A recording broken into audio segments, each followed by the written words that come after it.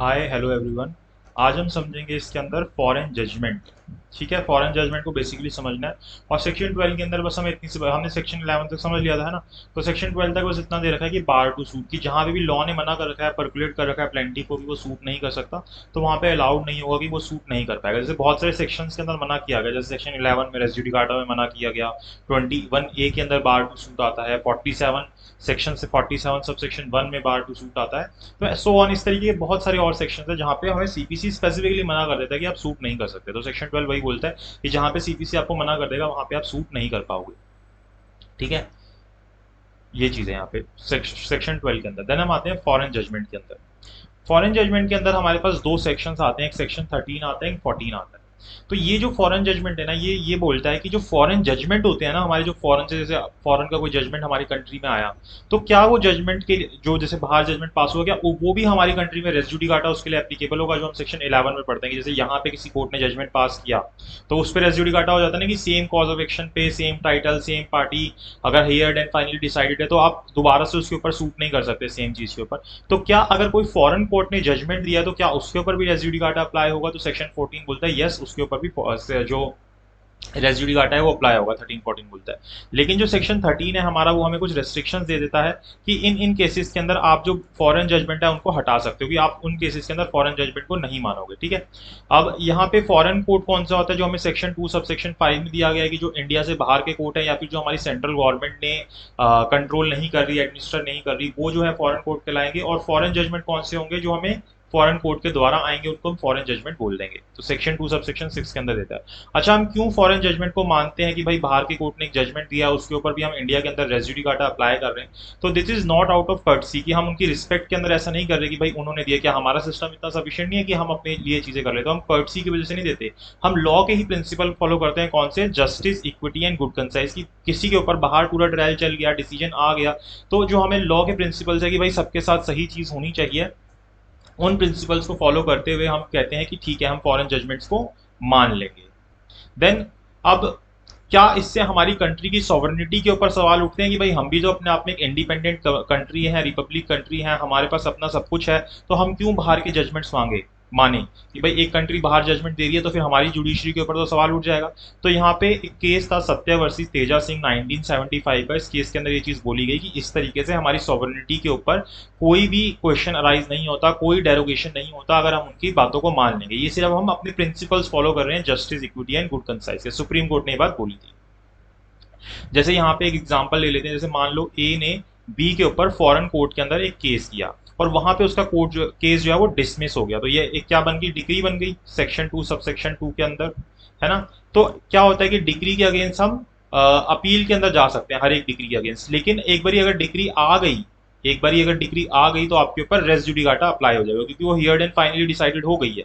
तो यानी कि अब ए जो है बी के ऊपर सेम कॉज ऑफ एक्शन के ऊपर जिसके लिए उसका सूट वहां पे डिसमिस हुआ था, इंडिया में आके सूट नहीं कर सकता, वो बार हो जाएगा। जैसे सेक्शन 11 में होता है ना बार, वैसे ही हमारा सेक्शन 13-14 जो है ये भी बार कर देगा। अगर फॉरेन कोर्ट के अंदर कोई जजमेंट आया था तो वो भी यहाँ पे सूट करने नहीं देगा, उसके ऊपर भी बार लग जाएगा, रेस जुडिकाटा लग जाएगा, आप इंडिया में आके फिर नहीं कर सकते। लेकिन सेक्शन 13 के अंदर हमें 6 सिचुएशन दी है जहां पे आपके ऊपर फॉरेन जजमेंट बाइंडिंग नहीं होगा, यानी कि रेस जुडिकाटा अप्लाई नहीं होगा। ये नंबर याद रखना कि ये 6 है। ये आपसे प्री के अंदर पूछता है कि कितने सिचुएशन दे रखी हैं जो कि जब फॉरेन जजमेंट हमारे ऊपर अप्लाई नहीं होता, तो ये 6 नंबर याद रखना, प्री के अंदर वो एमसीक्यू में पूछ लेता है। सबसे पहली बात की नॉट कॉम्पिटेंट कोर्ट की, जिस कोर्ट ने जजमेंट दिया, फॉरेन जजमेंट दिया, वो कॉम्पिटेंट कोर्ट नहीं थी। यानी कि मान लो कि ब्रिटेन की कोर्ट ने जजमेंट दिया और वो प्रॉपर्टी जो थी वो फ्रांस में लोकेटेड थी, तो ब्रिटेन की कोर्ट कॉम्पिटेंट नहीं है उस प्रॉपर्टी के लिए जजमेंट देना जो कि फ्रांस में लोकेटेड है। तो यानी कि वो कोर्ट कॉम्पिटेंट नहीं थी, तो यानी कि वो जो जजमेंट है वो उन पार्टीज के ऊपर बाइंडिंग नहीं होगा। और उस फॉरेन जजमेंट को अगर आप इंडिया में भी लेके आके सेम कॉज ऑफ एक्शन पे सूट करोगे तो रेस जुडिकाटा अप्लाई नहीं होगा। दूसरी बात, वो केस मेरिट्स पे नहीं सुना गया, आपने फैक्ट्स ही नहीं देखे उसके, कोर्ट ने अपने आप ही उसके अंदर जजमेंट पास कर दिया, तो भी उस पर रेस जुडिकाटा अप्लाई नहीं होगा, यानी कि फॉरेन जजमेंट वाला रेस जुडिकाटा अप्लाई नहीं होगा। देन जो कोर्ट था जिसने वो पास किया, उसने इंटरनेशनल लॉ के इनकरेक्ट व्यूज ले लिए। जैसे इंटरनेशनल लॉ होता है हमारा, उसके अंदर कोई बातें बोली गई है, उसको उसने गलत तरीके से इंटरप्रेट कर लिया या उसके व्यूज जो है वो गलत तरीके से ले लिए, तो उस केस के अंदर भी फॉरेन जजमेंट जो है उसके ऊपर रेस जुडिकाटा अप्लाई नहीं होगा in India. Then foreign court ने नेचुरल जस्टिस फॉलो नहीं किया, यानी कि फेयर ट्रायल नहीं किया, दोनों पार्टीज को नहीं सुना, ठीक है, इम्पार्शियल ट्रायल नहीं किया। अगर आप ये भी आगे बोलते हो तो फिर मतलब इस चीज़ को प्रूव करना पड़ेगा आपको। तो यहाँ पे जो है आपके ऊपर सेक्शन ये जो रेस जुडिकाटा है वो अप्लाई नहीं होगा फॉरेन जजमेंट वाला। देन जो पार्टी है जिसने जजमेंट लिया था बाहर फॉरेन कंट्री के अंदर, सारी चीज़ें थी, competent court, merits, views of international और नेचुरल जस्टिस, लेकिन उसने थ्रू फ्रॉड लिया, जैसे कोई बात छुपाई या जो भी फ्रॉड के एलिमेंट्स होते हैं वो सारे थे उसके अंदर प्रेजेंट, जिसके थ्रू वो जजमेंट लेता है। ठीक है, तो फिर इन दैट सिचुएशन ऑल्सो जो हमारा रेजिड्यू घाटा है वो अप्लाई नहीं होगा फॉरेन जजमेंट का, यानी कि इंडिया में आके आपके ऊपर उस फॉरेन जजमेंट पे कोई भी बार नहीं लगेगा। Then breach of law of India की, भाई कोई ऐसी चीज़ के लिए ऐसा कोई जजमेंट पास किया फॉरेन कोर्ट ने जिसके अंदर इंडियन लॉ का ब्रीच हो रहा है, इंडियन लॉज जो है उसको ब्रीच हो रहा है। जैसे अगर आपको एग्जांपल दूं इसका, मान लो कि ए जो है बी से मैरी करता है इंडिया के अंदर, ठीक है, एंड देन वो जा क्या करता है, वो अमेरिका जाता है, अमेरिका में जाके वो वहीं से बैठे बैठे बी को डिवोर्स दे देता है और सी से शादी कर लेता है। तो ये जो है इंडियन लॉज के हिसाब से सही नहीं है कि इस तरीके से वो पहले ही शादी कर लेता है सी से, तो इस तरीके से वो अलाउड नहीं है इंडियन लॉज के हिसाब से कि आप पहले शादी करो देन किसी को डिवोर्स दो। तो ये जो चीज़ है वो फॉरेन जजमेंट की यहाँ पे इंडिया में एप्लीकेबल नहीं होगी। बी जो है वो ए के ऊपर सूट कर सकता है, सूट कर सकती है, बायगेमी या जो सी भी सूट करने वाले सूट इसके ऊपर कर सकती है। ठीक है, तो अगर इंडियन लॉज को ब्रेक किया जा रहा है तो उसके ऊपर भी रेस जुडिकाटा इंडिया में अप्लाई नहीं होगा फॉरेन जजमेंट के ऊपर। देन जो सेक्शन 14 है वो में एक और चीज़ बोलता है, प्रिजम्पशन के बारे में बोलता है कि जैसे इंडिया के अंदर, अब हमें इंडिया के अंदर क्या करेंगे, इंडिया के अंदर हम आएंगे, जैसे ए और बी पार्टीज आएंगी, वो ए जो है मान लो बी के ऊपर सूट फाइल कर रहा है जिस चीज़ के ऊपर वो अमेरिका में भी कराया था, तो बी क्या करेगा, सर्टिफाइड कॉपी दिखाएगा उस जजमेंट की जो कि अमेरिका में आई थी। तो इंडियन कोर्ट कहेगा अच्छा हाँ वहाँ पे सर्टिफाइड कॉपी आपने दिखा दी, तो प्रिज्यूम कर लेगा कि ये जो आपने कॉपी दिखाई है ये कॉम्पिटेंट कोर्ट के द्वारा ही जजमेंट पास हुआ है और यहाँ पे हमारी कंट्री में रेस जुडिकाटा अप्लाई होगा, यानी कि ए जो है बी के ऊपर सूट नहीं कर पाएगा। ठीक है, तो ये प्रिजम्पशन की बात भी करता है कि presumption as to foreign judgement की, जो फॉरेन जजमेंट होंगे उनके लिए प्रिजम्पशन की बात करता है कि कोर्ट शेल वर्ड यूज हो रहा है, until and unless be proof a prove नहीं कर देता इसके अपोजिट कोई चीज़, तो प्रिज्यूम करेगा कि जो भी सर्टिफाइड कॉपी होंगी फॉरेन जजमेंट की वो कंपिटेंट कोर्ट के द्वारा पास हुई है। लेकिन अगर कोई सिर्फ फोटो कॉपी ले आता है, सर्टिफाइड कॉपी नहीं लेके आता, सर्टिफाइड कॉपी होना जरूरी है, सिर्फ कोई फोटो कॉपी ले आता है तो वो एनफ नहीं होगा, फिर वहां पे कोर्ट प्रिज्यूम नहीं करेगा। ये बात बोली थी नरसिम्हा राव वर्सेस वेंकटा लक्ष्मी के केस के अंदर।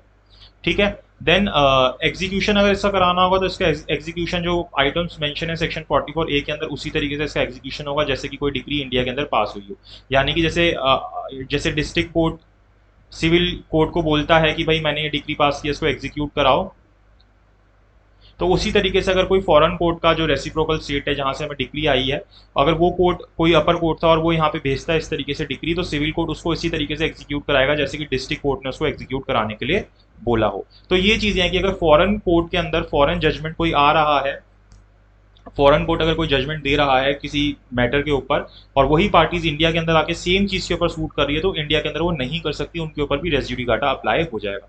तो सेक्शन 12, 13, 14 हमारे खत्म हो गए, हमने सेक्शन 9, 10, 11, 12, 13 खत्म कर लिए और सेक्शन 2 के अंदर जितनी भी हमारी इंपॉर्टेंट डेफिनेशन थी वो भी हमने खत्म कर ली। आई होप आपको समझ आया होगा, और अगर आपको वीडियो अच्छी लगी तो लाइक शेयर सब्सक्राइब जरूर कीजिएगा। इसके बाद मैं आपको एक इन्फॉर्मेशन दे देता हूँ कि आप जुडिशरी की प्रिपरेशन के लिए अनअकैडमी को ज्वाइन कर सकते हो और आप मेरा कोड यूज़ कर सकते हो कुशांग 10।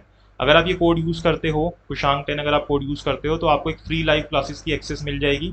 ठीक है, फ्री लाइव एक्सेस मिल जाएगी, एंड इसके अलावा आप अगर अपनी जो भी सब्सक्रिप्शन पे करोगे उसके ऊपर आपको 10% ऑफ मिल जाएगा। ठीक है, then you will compete with thousand of aspirants and stand out from the crowd. जितने भी हमारे टॉपिक्स हैं ICA, civil procedure code, jurisprudence, Hindu law, सब कवर किए जाएंगे। अगर आप सब्सक्रिप्शन लेते हो तो आपको इंडियाज बेस्ट एजुकेटर्स मिलेंगे, इंटरेक्टिव लाइव क्लासेस मिलेगी, लाइव टेस्ट एंड क्विजेस मिलेंगी, स्ट्रक्चर कोर्सेज एंड PDFs मिलेंगे। देन यहाँ पे फ्री टेस्ट सीरीज है, ये आप देख सकते हो 24, 34 अक्टूबर, 7 नवंबर, 14 नवंबर, 21 नवंबर को HJS और RJS के लिए होनी है, तो ये आप ज्वाइन कर सकते हो मेरा कोड यूज़ करके कुशांग 10, आपको फ्री एक्सेस मिल जाएगी। देन ये रैपिड रिवीजन सीरीज है, उसके बाद expert guidance for your judiciary 2021 preparation के लिए आप ये बैचेस ज्वाइन कर सकते हैं। एंड मॉक टेस्ट होते हैं IPC, CRPC, CPC, evidence act पे हर एक मंडे, ट्यूसडे, वेडनेसडे और थर्सडे को सुबह 9 बजे, और उनका डिटेल एनालिसिस होता है सैटरडे संडे को शाम को 7 बजे। देन ये सब्सक्रिप्शन का अमाउंट है 1 मंथ की लोगे तो 6800, 24 मंथ की एक साथ की लोगे तो 2200 रुपीज़ है, और उसके ऊपर 10% डिस्काउंट मिल जाएगा अगर आप मेरा कोड यूज़ करोगे कुशांग 10। ठीक है, तो इतनी इन्फॉर्मेशन मैंने आपको देनी थी। आई होप आपको टॉपिक समझ आया। आपको कोई भी डाउट होगा तो कमेंट बॉक्स में कमेंट कीजिएगा, और वीडियो को लाइक जरूर कीजिएगा और चैनल को सब्सक्राइब जरूर कीजिएगा। इसके अलावा आप मुझे इंस्टाग्राम के ऊपर फॉलो कर सकते हैं, @कुशांग M के नाम से मैं आपको मिलूंगा इंस्टाग्राम के ऊपर। अगर आपको कोई भी डाउट है तो वहाँ पे भी डिस्कस कर सकते हो आप मेरे से। फेसबुक पे अगर आप ऊपर अगर आपको मेरे से बात करनी है तो कुशांग मित्तल के नाम से ही मिलूंगा वहाँ पे मैं आपको। ठीक है, आप मुझे अनअकैडमी पे भी फॉलो कर सकते हो ऐप डाउनलोड करके, और वहाँ पे एक बार आप फ्री लाइव क्लासेस अटेंड करके देखना, बहुत ही इंटरेक्टिव होती हैं, आपको अच्छा लगेगा। एटलीस्ट पहले फ्री लाइव क्लासेस करो, देन अगर आपको अच्छा लगता है तो आप सब्सक्रिप्शन ले सकते हो। उसके अलावा अगर आपको यूट्यूब पे मुझे सब्सक्राइब कर लेना, यूट्यूब पे आप मुझे देख ही रहे हो तो। इस वीडियो के लिए इतना ही, अगर आपको अच्छी लगी तो लाइक शेयर सब्सक्राइब जरूर कीजिएगा। चलिए, thank you so much for watching this video.